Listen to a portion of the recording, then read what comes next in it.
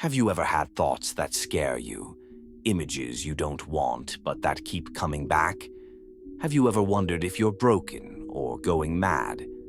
What we today call intrusive thoughts is not a modern problem. The ancients knew them too, and they had a surprising, clear, and powerful way of dealing with them, not with medication, not with platitudes, but with philosophy and daily practice. In this video, I'll show you how a philosopher of ancient Greece might respond to what torments you today, and why his approach might transform your relationship with your mind.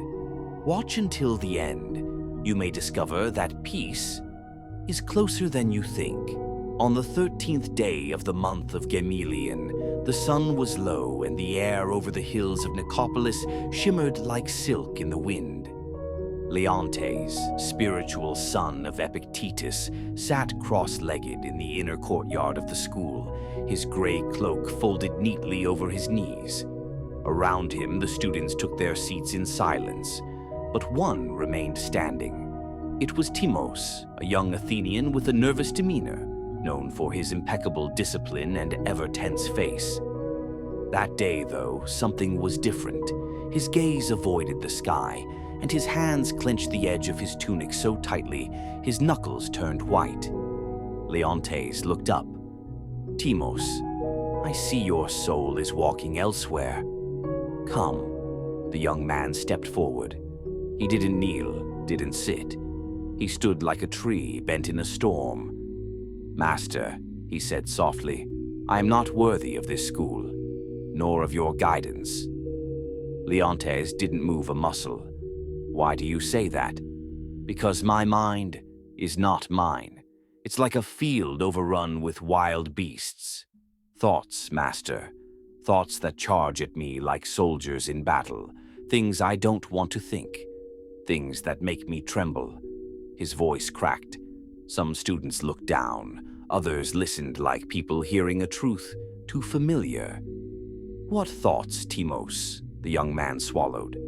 "Thoughts about my mother, about friends, images, of death, of violence, sometimes while I pray, sometimes while I study. They appear, and I feel ashamed. I tell myself, if I think them, maybe they are true. But I don't want this. I don't want them in me." Leontes made a calm gesture, as if to calm an invisible fire. "Sit down." Timos knelt, almost afraid of contaminating the earth beneath him. "Listen well," Leontes said to the others, though he was still speaking to him, "because what this young man just shared is more important than 1,000 lessons on Logos." He paused. "Timos, what you call intrusive thoughts is as old as humanity. We called them phantasiae, sudden impressions, uninvited, often contrary to our will and values.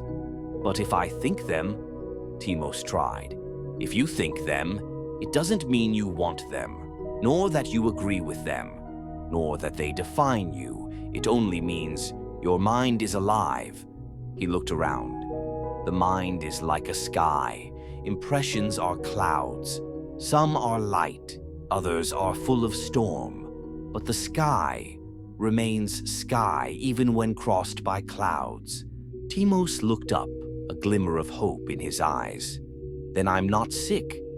Leontes slowly shook his head. "You are human." He paused, then continued. "It is a mistake to believe every thought belongs to us. The mind produces images, some born of dreams, some of fear, others from impulses we don't understand. If you were wicked, you wouldn't be tormented. Evil loves itself, but you despair because you love the good, and that is a sign of virtue." A silence spread like a veil. Then Leontes stood. "But understanding is not enough.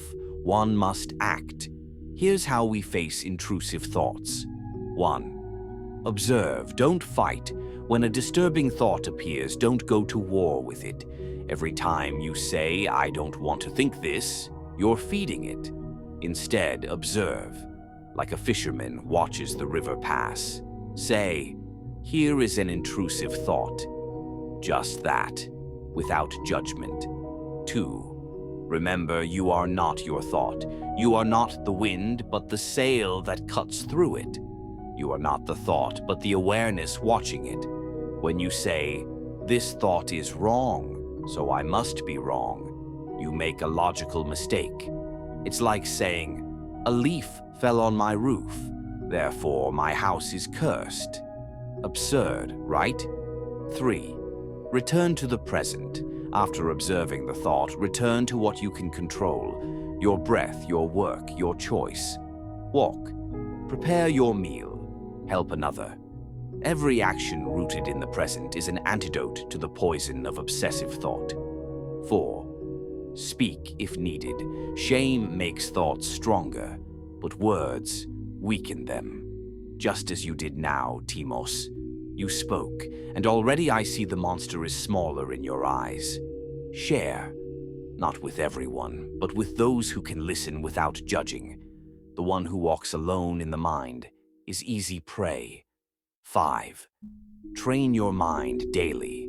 One day, Epictetus said, "Do you want to be invincible? Then stop fighting what you cannot control." And thoughts, you can't always control them, but you can choose not to follow them.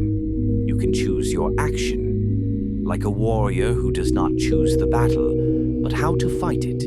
6. Be patient with yourself. Don't expect to tame your mind in one day. It takes time, effort, and falls, but every time you choose virtue, even in chaos, you are already winning. You are already healing. Timos remained silent. Then, as if pushed by a new strength, he stood. "Master, for the first time I feel no fear. The thought is still there, but I am greater than it." Leontes smiled. "Then you are no longer a student. You've become a philosopher." And in that rose-colored sunset, among the voices of students and the whisper of leaves, a young man found peace within the mind he once feared. Not because it had become empty, but because he had learned not to fear it anymore. If this story touched you, if you saw a part of yourself in Timos's struggle and Leontes' words, don't keep it to yourself. Share this video with someone who fights the same battle. Subscribe for more stories that speak to the mind, but heal the heart. And remember, you are not what you think. You are what you choose, even when the mind screams the opposite.